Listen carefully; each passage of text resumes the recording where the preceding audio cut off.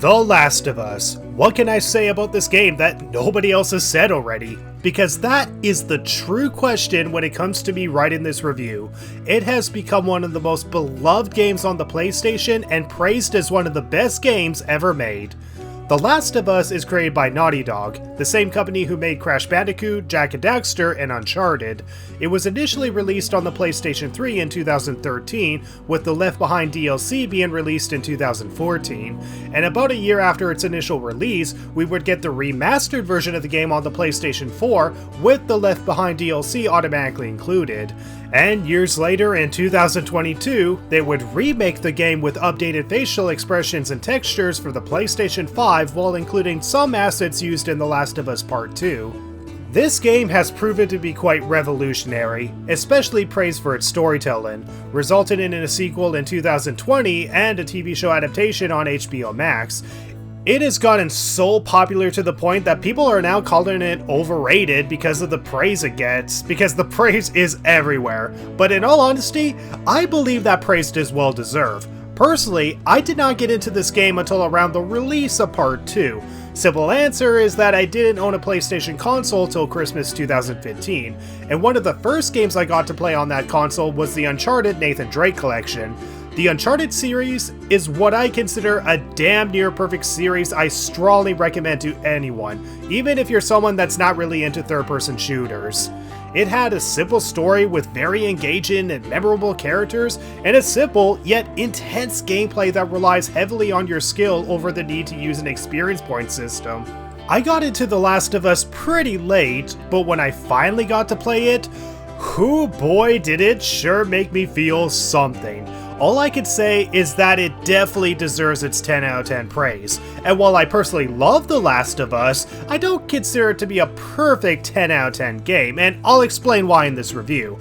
I'll try to keep the major plot points as spoiler-free as possible, as I believe this is a game where I can talk about most of its plot and themes without spoiling the entire game for you, but I also want to keep it fresh for any of you who still plans to play this game for yourself or check out the TV show.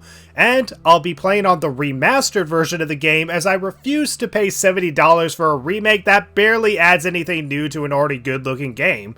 So sit back with your Molotov cocktails as I talk about The Last of Us.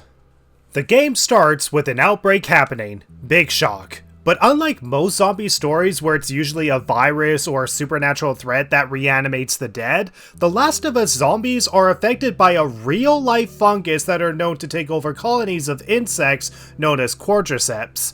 The idea is that the cordyceps has evolved to the point that it can affect the human species, causing sickness and irritation to its host before they go all feral and attack any living things nearby. And these suckers are later known as runners. So if you think surviving the cordyceps is easy because most zombies walk, you would be wrong. These suckers are so fast and will rip you apart. This game does a great job of showing the humanity in every single character you come across in this game, no matter how brief, and the opening alone does a perfect job of highlighting what to expect while keeping the rest of the game fresh.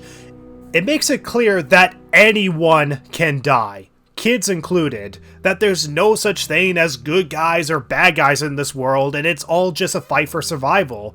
While The Walking Dead does a great job of making the living a bigger threat than the zombies themselves, The Last of Us makes both the infected and the humans an equal threat, but for different reasons. You got the government who's supposed to protect us, but are taking orders to kill innocent civilians to prevent the fungus from spreading, even if it means shooting a child without clarification if they're infected or not. You got Joel, the main character you play as, who does horrible things and admits to doing very inhumane things in order to survive. After a really well-made prologue that sets the tone of the game, the rest of it takes place 20 years into the future where no vaccine or cure has been successfully created, and you have different factions with their own goals and terroristic action. The government may have intentions of protecting the people, but they have executions in public view and would even hold on to the rations for themselves. You got the hunters of Pittsburgh who kill and loot whatever you got, but it's become a viable method for their own survival. The game makes it clear that there's no good guys or bad guys in this world, and Joel is no exception. In the first chapter, Joel reluctantly makes a deal to smuggle a girl named Ellie to a group of fireflies outside the city for some guns, but that deal is pretty much forgotten once Joel and his companion Tess realize that Ellie is immune to the cordyceps. So if they theoretically give Ellie to the Fireflies, they could potentially find a cure to end this 2-decade-long apocalypse once and for all.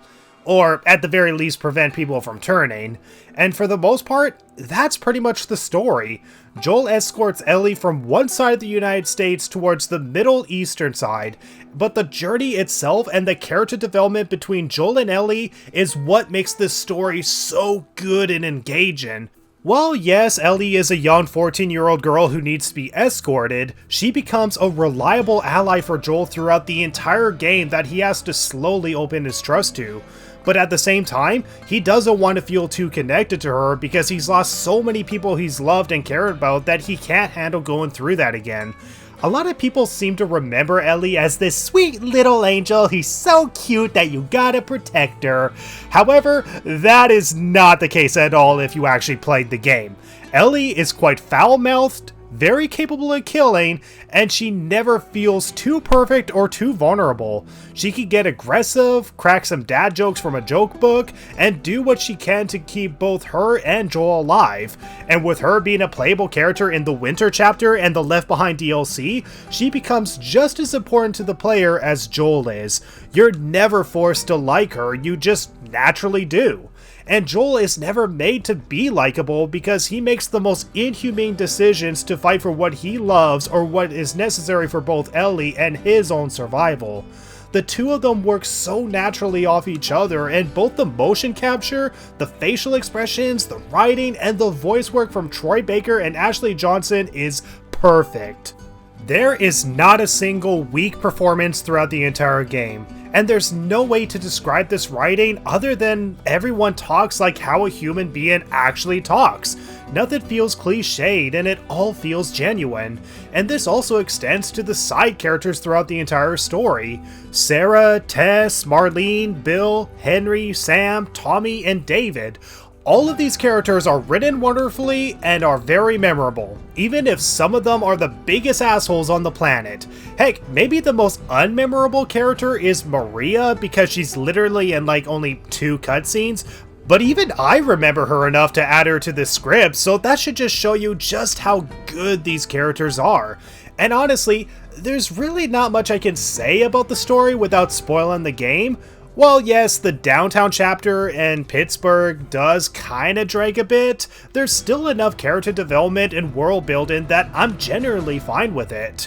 Honestly, it's a pretty well-paced story and nothing feels forced or abrupt. Although, the biggest story moment that is debatable among fans is Joel's decision at the end of the game. I won't spoil it here, but let's just say, Joel makes a decision that would make him look like an absolute monster.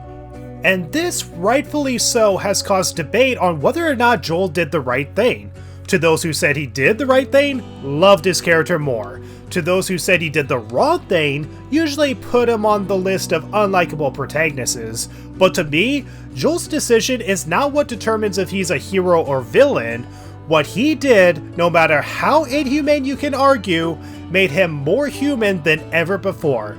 And that's what I love so much about this ending. It portrays the game's main theme that there's no good guys or bad guys, just human beings who make choices for their own survival or to fight for what they love. Because fighting for what you love is more important to you and it gives you a purpose to keep on living.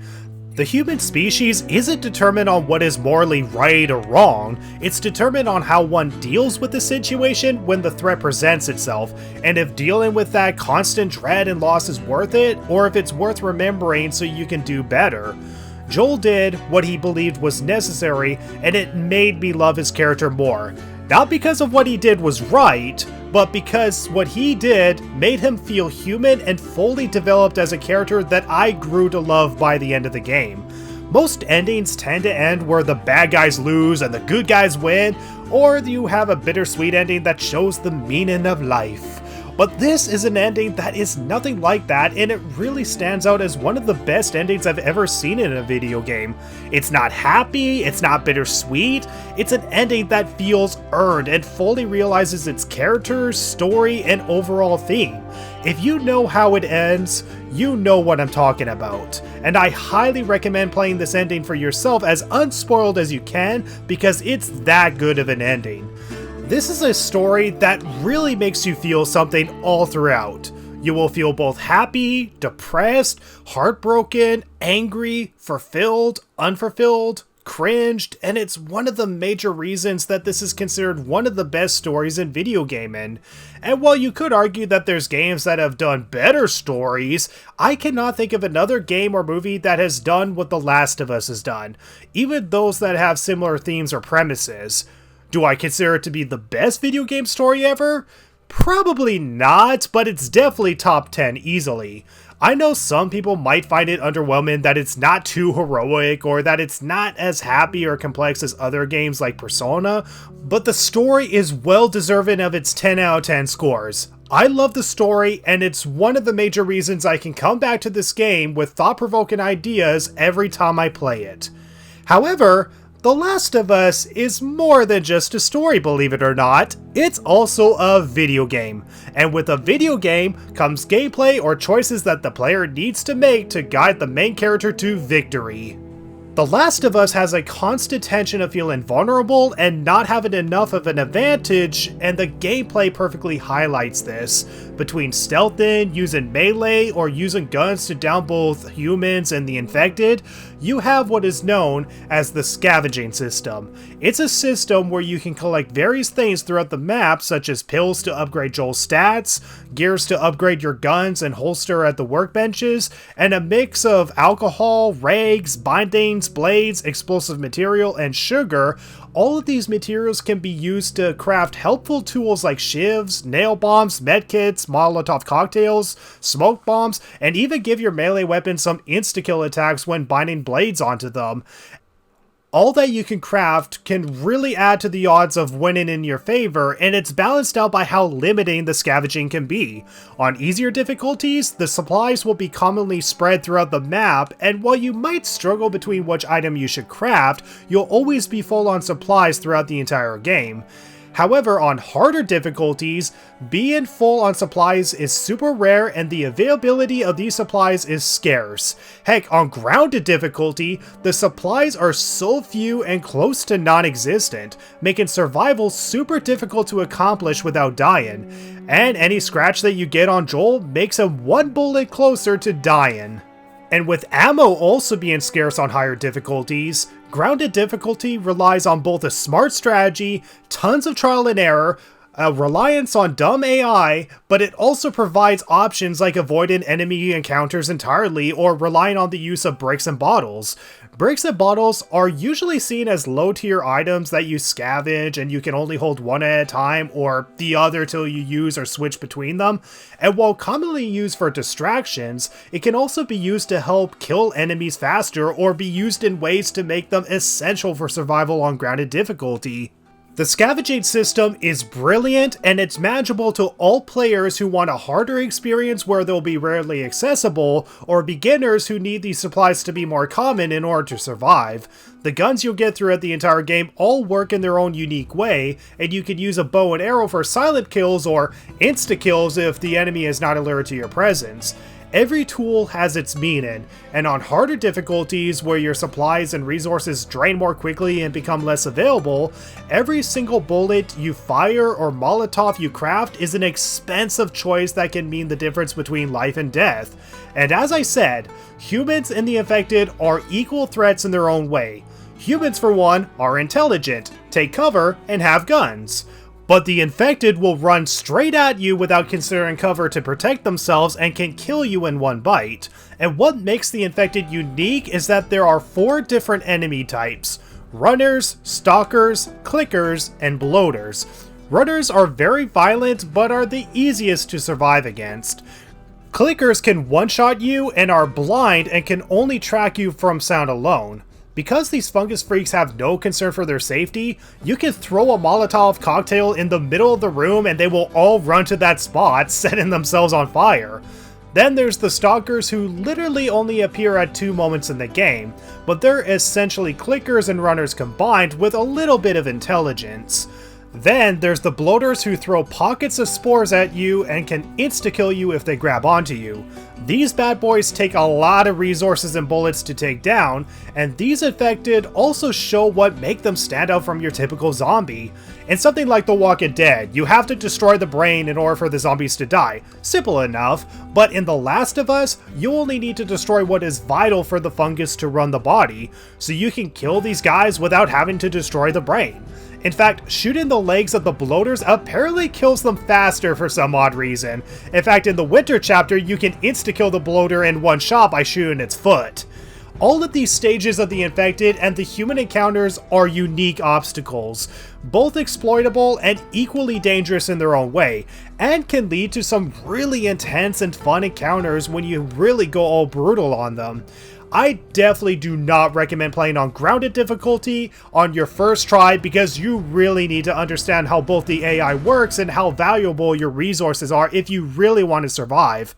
I say just play this on normal first, maybe do normal New Game Plus to 100% all upgradable mechanics, and then give grounded difficulty a try.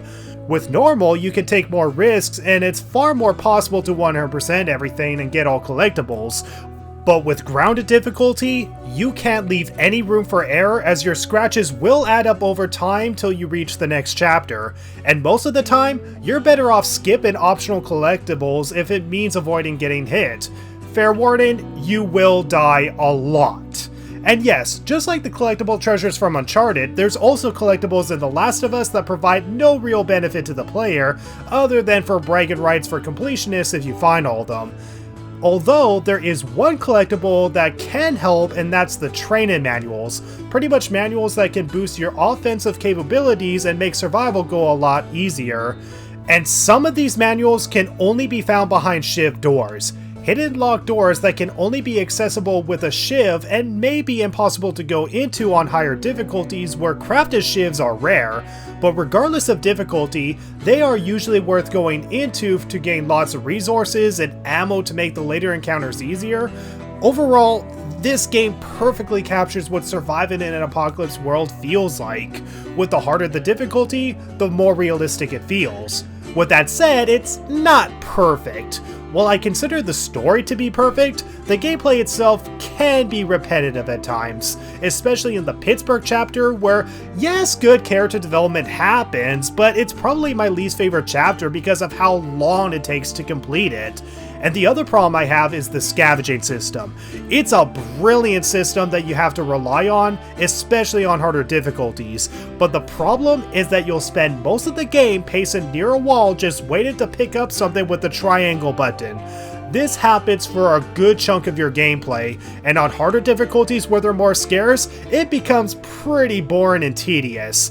The worst chapters for this are usually the hotel chapter and the university chapter, where pathways are more open and often leads to a lot of aimless wandering and pointless dead ends. While unique, the scavenging system feels too repetitive in my opinion. It adds onto the feel for survival, but it's an aspect of the game that I find dreadful at times.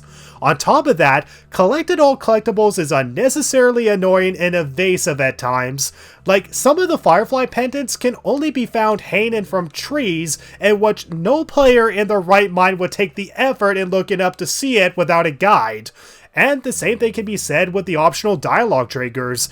They are sometimes so evasive and sometimes don't even pop up for the player, even if they did the right conditions to trigger the conversation. The optional dialogue achievement is one of the last achievements I completed because of how evasive they are, and it was something that was impossible to do on my own without a guide. But I could never get the achievement for hearing all of Ellie's jokes because the 2 locations where she reads them refuses to play. I don't know if this is a problem in all 3 versions of the game, but it's definitely a problem in the remastered version. But even if completing the entire game and the scavenging system gets annoying, I still love the gameplay. The Last of Us is one of those games I love the more I play it. I discovered new ways of playing the game that can help me breeze through these encounters, and playing the entire game on Grounded, not once, but twice, is a unique experience that differs from just playing on normal difficulty. This is one of those games that can be very replayable despite its depressing story moments, narrow pathways, and repetitive game design. And while these repetitive moments do keep me from giving this game a 10 out of 10 as a whole, this is a game that I consider a 9 out of 10. It's a near perfect game that deserves all the love and praise it gets. The entire campaign is great, and the Left Behind storyline is a great side story that shows you more of who Ellie is as a character. And no, not just the fact that she's a lesbian, but it shows how much she has to put up with, both as an orphan, a character who needs to learn to make her own choices, and not let the Fireflies or the government make the choices for her. And her friendship with her friend Riley feels very genuine. It really highlights who Ellie is as a character and why someone like Joel means a lot to her. While Joel doesn't want to deal with the loss of a loved one again, Ellie simply never wants to be alone. It works as a great contrast that adds both to the story and the character development, and since Left Behind is automatically included in both the remaster and remake without having to download it, it's considered essential to play after you finish the main story, or when you get to the winter chapter at least. Unfortunately, nowadays, some people are tired of hearing the praise that this game gets, and sure, I will agree that Naughty Dog can be a little too prideful with their game at times, especially with the second game, but that's another story. The Last of Us really deserves the praise it gets. It's not a 10 out of 10 game, and I don't consider it to be the best video game ever made, but it's a solid, great game that I recommend to anyone. And for those who are wondering, no, I will not do a challenge run on The Last of Us. Everything you can think of has been done already, and beating the game on Grounded was a challenge run itself. As of now, when I'm recording this, I still have yet to watch The Last of Us TV show, as I'm waiting for the final episode to get released before I purchase a month for another streaming service. But from what I've heard and saw from clips alone, it's a really good adaptation.